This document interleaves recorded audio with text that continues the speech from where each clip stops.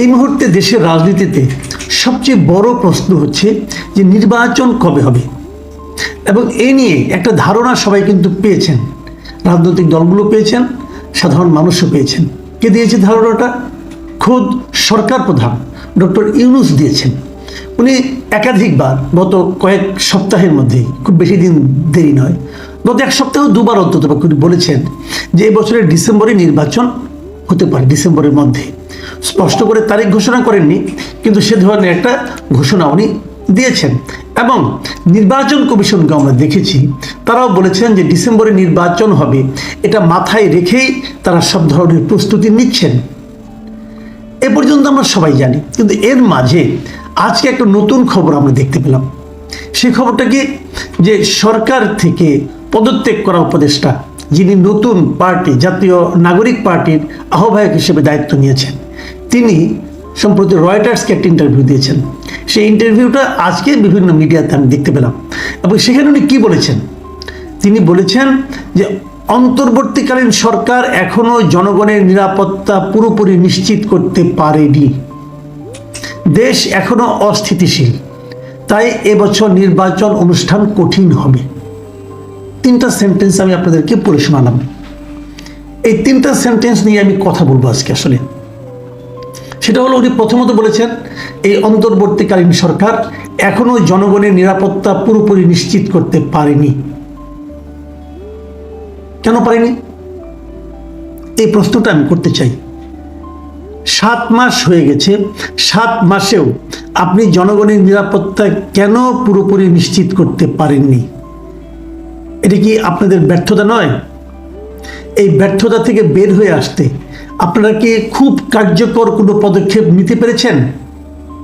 আপনি যদি ঘরের মধ্যে ঘুমিয়ে থাকেন আর বলেন যে কিছু তো হলো না, কেন হলো না, এর জন্য কে দেয়, তাহলে তো ফল আসবে না। আপনাকে তো জাগতে হবে, আপনাকে তো হাঁটতে হবে, আপনাকে তো জনগণের কাছে যেতে হবে, আপনাকে জানতে হবে নিরাপত্তা নিশ্চিত করার দায়িত্ব কাদের, তারা কেন দায়িত্ব পালন করছে না, কারণটা জেনে তার প্রতিকার করতে হবে। তার কোনটা আপনি করেছেন? আপনি মানুষের জীবনে নিরাপত্তার চেয়ে বড় আর কি থাকতে পারে? আপনি সেই নিরাপত্তায় নিশ্চিত করতে পারছেন না বলে আপনাদের সঙ্গে এতদিন থাকা ব্যক্তি আজকে ডিক্লেয়ার করছেন। আপনারা স্বীকার করছেন না, কিন্তু উনি স্বীকার করে দিয়েছেন। সরকারের জন্য এর চেয়ে বড় ব্যর্থতার প্রমাণ আর কি থাকতে পারে? দ্বিতীয় ব্যাপারে উনি বলেছেন যে দেশ এখনো অস্থিতিশীল। 7 মাস পরেও বলে দেশ এখনো অস্থিতিশীল। আর তৃতীয় বাক্যটা, তাই এবছর জাতীয় নির্বাচন অনুষ্ঠান কঠিন হবে। প্রথম প্রশ্ন হলো, দেশটা যে অস্থিতিশীল সেই কথাটা কিন্তু অনেকেই বলেছে, বিভিন্ন পলিটিক্যাল পার্টির পক্ষ থেকে বারবার অভিযোগ করা হয়েছে যে দেশের স্থিতিশীলতা আনাটা সরকারের দায়িত্ব, এবং সরকার সেটা পারছে না। কেন পারছে না সেগুলো চোখে আঙুল দিয়ে দেখিয়ে দেওয়া হয়েছে। আমি নিজেও অনেক কিছু বলেছি, অনেক কিছু দেখিয়ে দিয়েছি। আমার আলাপ বাদ দেন, আমি একটা ক্ষুদ্র মানুষ, আমার কথা বাদ। বিভিন্ন পলিটিক্যাল পার্টিগুলো বল দিয়েছে, আপনারা সেই পথে যাননি কেন? গেলে আপনাদের মান সম্মান যাইতো? আজকে তো আপনাদেরই লোকই বলতেছে দেশ অস্থিতিশীল। তারপরে এই লোকে ভার্ডিক্ট দিচ্ছে যে এবছর জাতীয় নির্বাচন অনুষ্ঠান কঠিন হবে। এইটার ক্ষেত্রে আমার একটা অন্য ধরনের আপত্তি। অন্য ধরনের আপত্তি এখানে যে নির্বাচন কঠিন হবে কি হবে না সেটা সরকার বলবে। Mister Nahid Islam, you are no more in government. আপনি এখন বাংলাদেশের নিবন্ধিত 42-43টা রাজনৈতিক দল আছে, আপনি তাও না। আপনি একটা অনিবন্ধিত রাজনৈতিক দল। আপনি নিবন্ধন পেতেও পারেন, নাও পেতে পারেন আইন অনুযায়ী দেখতে গেলে। তো আপনি পাবেন, হয়তো আশা করছেন, আপনাদের ক্ষমতা আছে, হয়তো পাবেন। নিবন্ধন না পেলে আপনার নির্বাচনে অংশ নিতে পারবেন না দলীয়ভাবে। তো আপনি ভার্ডিক্ট দেওয়ার কে যে নির্বাচন কঠিন হবে?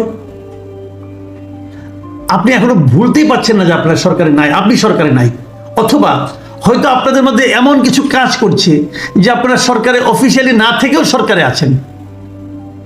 এই দুটোই তো খারাপ। আমরা গত কয়েকদিন আগে প্রধান উপদেষ্টা বলছেন যে নির্বাচন এই বছরই দিবেন, আপনি বলছেন নির্বাচন অনুষ্ঠান কঠিন হবে।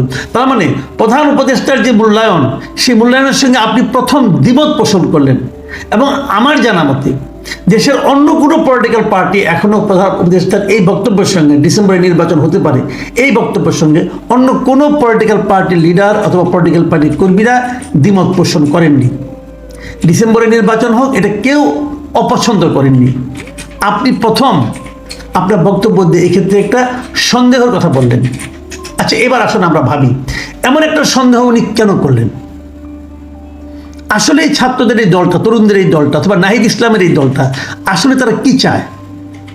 এই ধরনের সন্দেহের মাধ্যমে তারা আসলে তাদের মনের যে আকাঙ্ক্ষাটা সেটা ব্যক্ত করে দিয়েছে। সে আকাঙ্ক্ষাটা কি? তারা আসলে সময় চায়।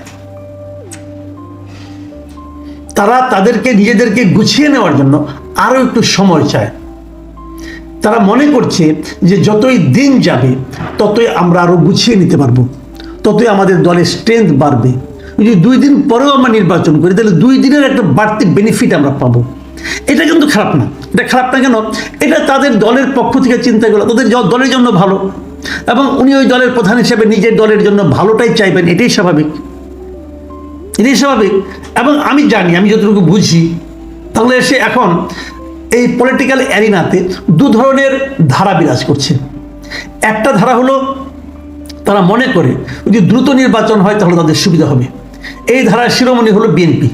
মানে বিএনপি মনে করে এখন যদি দ্রুত নির্বাচন হয় তাহলে তাদের জন্য সুবিধা হবে।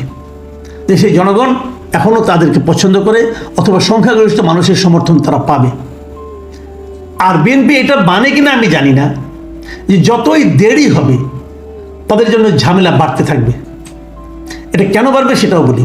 এটা বাড়বে এ কারণে যে বিভিন্ন মাঠ পর্যায়ে বিএনপির অনেক লোকজন কিন্তু নানা ধরনের চাঁদাবাজিতে জড়িয়ে গেছে। বিএনপি কেন্দ্রীয়ভাবে চেষ্টা করছে সেগুলো থামানোর জন্য, অনেককে বহিষ্কার করছে, অনেক কিছু তারা করছে, কিন্তু তাদের খুব একটা ফল হচ্ছে বলে মনে হয় না। নির্বাচন যদি দেরিতে হয় তাহলে এই জিনিসটা কিন্তু বিএনপি ছাড়া অন্য অনেক রাজনৈতিক দলের জন্য আমি মনে করি কিছুটা বাড়তি প্লাস পয়েন্ট হয়ে দাঁড়াবে। এটা গেল একটা বিষয়। আবার দেখুন, নির্বাচন দেরিতে করার জন্য এই যে নাহিদ ইসলাম যে কথাটা বলেছেন, এই কথাটা তো নির্বাচনকে উনি পিছিয়ে দিতে যাচ্ছে, বোঝা যাচ্ছে। ওনার দলের উনি একাই না, কিন্তু আরও নেতা, যেমন গত 2 দিন আগে আমরা দেখলাম যে সার্জিস আলম একটা কথা বলেছিলেন যে হাসিনাকে ফাঁসির মঞ্চে ওঠানোর আগ পর্যন্ত নির্বাচনের কথা কাউকে ভাবতে উনি মানা করে দিয়েছেন। তার মানে উনি নির্বাচনটাকে আরও প্রলম্বিত করতে চান। ওনারা তো বিরোধী দলে আছেন, ওনারা তো মাঠে আছেন, ওনারা কেন এখন নির্বাচনটাকে প্রলম্বিত করতে চান? এই প্রশ্নটা অনেক উঠবে।